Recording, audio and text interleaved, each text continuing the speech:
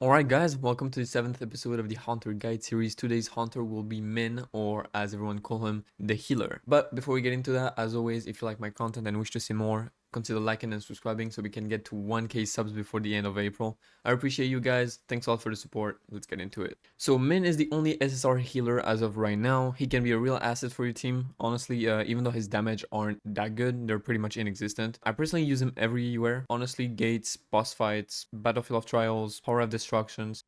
So Min's basic attack pretty much useless, no damage, nothing crazy. His core attack as well, not much damage. If you're disguised, we'll see what disguise is afterwards. Uses damage increased by 50%, still not great. Honestly, basic attacks, you don't really care. For the basic skills, the first one is a heal that recovers 0.58% of Min's max HP. And when the user is disguised, the recovery rate increases by 100%, so you just heal better. Second one though is a buff, and it's a pretty good buff, or rather debuff, I guess. It applies the punishment effect on the enemy. What punishment does is increases damage taken by 5% for 20 seconds. If Min is disguised, the punishment effect increases to 15%, so just more damage on the enemy. For the support skill, it applies the HP continuous recovery effect that recovers HP equal to 1% of their max HP for 10 seconds. So each second you get 1% of your max HP back for 10 seconds. That's 10%, right? That's for the entire team, but pretty much it's only for Jinwoo since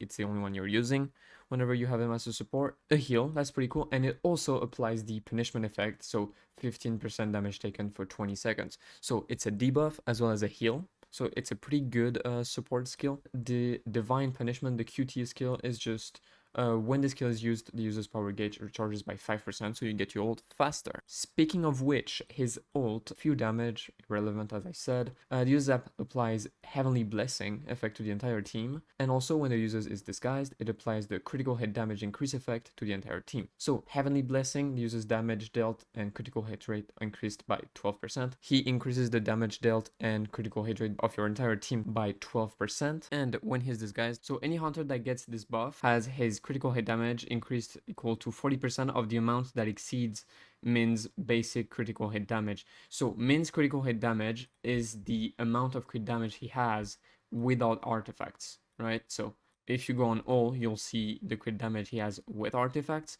If you remove them, that will be his base. So 40% of what's above that will be given to every hunter when he ults. I don't know if that makes any sense. So let's say he has 100 base and in game he has 200. 40% of that 100 extra is going to be given to the other hunters. So 40% crit damage, right? So that's a huge buff, honestly. And it makes him pretty OP, not gonna lie. When tagging in or using Divine Punishment, so the QTE, applies the Disguise effect. Disguise is decreases damage taken by 50%, enhances specific skills, so we've seen that, and when hit, removes Disguise. It lasts 10 seconds, so whenever you QTE in or just tag in, you have to use all your skills pretty fast to get all those disguise effects and not to get hit as well. The first dupe, all team members' critical hit rate and critical hit damage increased by 8% and increases to 12% for light team members. So just extra crit rate, crit damage, no conditions, pretty cool. Increases the user's HP by 5%, always good. When Light's Glimmer is used, the entire team instantly recovers HP equal to 2% of Min's max HP. So when you use the heal, your team heals 2% of his max HP.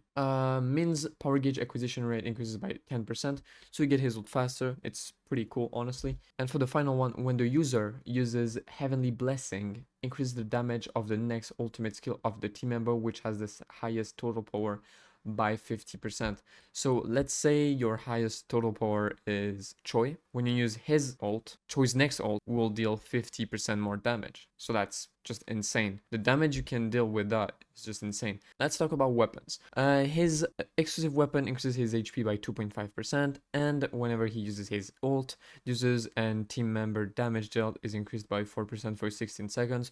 So it's not bad. It's nothing crazy either, but it's pretty good. Alternatives, I would use the Steel Staff. When he uses his QT skill, charges the power gauge by 12%, so you get his ult faster. Or you can just have the book on, because the user's power gauge acquisition rate by 32% to get his ult faster. Honestly, outside of that, I wouldn't use anything else. Those two give HP as well, so that's pretty cool. His exclusive weapon is pretty nice to have. It's not necessarily one of the first one you would craft, but it's always nice to have for sure. For his set, I actually have two options. I'll talk to you guys about that. Let's check the jewelry set, because I don't think there's any other jewelry set you would run except Aquamarine set. So Outstanding Connection, when tagging out, increases the users and their team members attack by 12% for 10 seconds. Force set effect, increase the attack increase effect to 28%. So he's a support, he's a healer. You tag in, throw all your buffs, tag out, give your team more attack. Just crazy, honestly. For the armor, there's two options. Either I want to boost the attack of my team as well as boosting his HP, so I run this set. Either I want to boost my team's power gauge acquisition, and I use the destroyer set. It depends on what I want to do. Usually, if I want to do a kind of rushing ult strat, I'll use destroyer. If I just want more damage overall, I'll just use the noble sacrifice. So it's up to you guys. Both work really well, honestly. I'm not saying there's one better than the other. It depends on the situation, honestly. For the substats, you want HP percentage, additional HP. You want healing given increase. Obviously, that's the three stats you want on your armor. You could want critical hit rate, but it doesn't really matter. And for the jewelry set though, you want critical hit damage at all cost, you want additional HP, you want HP percentage, and you want healing given increase. So that one is pretty good. That's a pretty good piece. For the bracelet, if you want, you can put light damage. You don't have to, because he deals no damage anyways. You really just want critical hit damage as much as you can, so he gives more whenever he ults. Obviously as well, I forgot to mention, but for the boots, you want critical hit damage. It's obvious, right? You want as much crit damage as you can, as I said. So boots, crit damage, main stat. Let's check the skills to upgrade now. So for min skills, it's pretty straightforward. There's only one skill that is worth upgrading. It's that one, because it's the only one that changes whenever you upgrade it. It changes the amount of HP you heal. Here it goes from 0.58 to 0.61. The other skills just increase the damage. It's the only thing that increases. It doesn't increases the effects or anything. So you could run a level 1 skill min and do as good as a level 9 skill min, because it doesn't matter, right?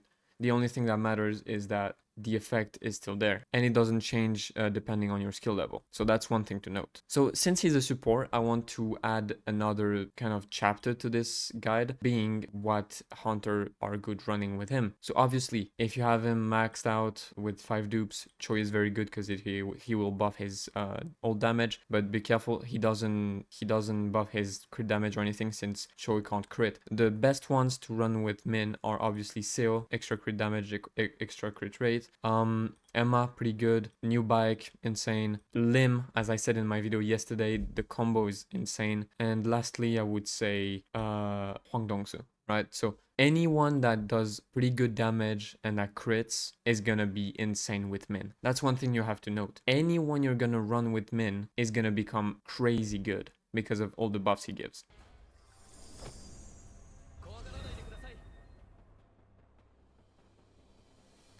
So obviously showcasing a support is a bit tricky, because you can't really showcase his damage. So you have to showcase how much he increases the team's damage, right? So I'll show you guys the damage of the archer without Lim's buffs, and then we'll show it with. So that did 600k, if I'm not mistaken. We'll check again, because it was kind of hidden. So 530k, right? So now we'll go on the healer afterwards. So here, you see his damage aren't great, so you don't really have, you can't really rely on that, if I'm being honest. Let's get the ult. So now we get the ult, switch back to the archer, and we can check the damage now. So that one did 900k, so 350 more thousand, and the bear didn't have the damage increase debuff on him anymore. So that's how much he increases the damage. Min, also increased Seo's ult damage, since she's the highest CC on my team. And yeah. So honestly, Min is a real asset for your team. You shouldn't like see him as a dead weight, even though he doesn't deal damage. He's honestly just insane. Here I don't have the disguise, so it won't work. But you can see again, limbs damage get increased. If you haven't seen my limb showcase, I posted yesterday. You should check it out. It was kind of insane, the damage this guy can do. And yeah, if you guys enjoyed the video, like and subscribe as I said. Let's get to 1K before the end of April. Thanks a lot for watching. I'll see you guys in my next one. See ya.